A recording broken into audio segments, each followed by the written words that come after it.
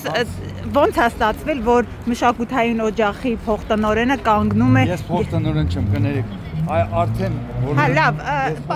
այդտեղ վարչական աշխատանք եք կատարում։ Ձեր արարքը շատ քննարկվեց։ Դուք ասելիք չունեք այդ առումով։ Եթե ես մեղ գործած լինեի, հիմա ստեղ չէի լինի։ Այսինքն դուք կարծում եք այն ինչ կատարում է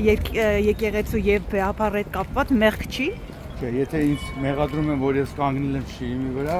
ամենայն դեպս եթե ես մեղ գործած լինեի, ես մեղավոր կլինեի ու ստեղ չէի լինի։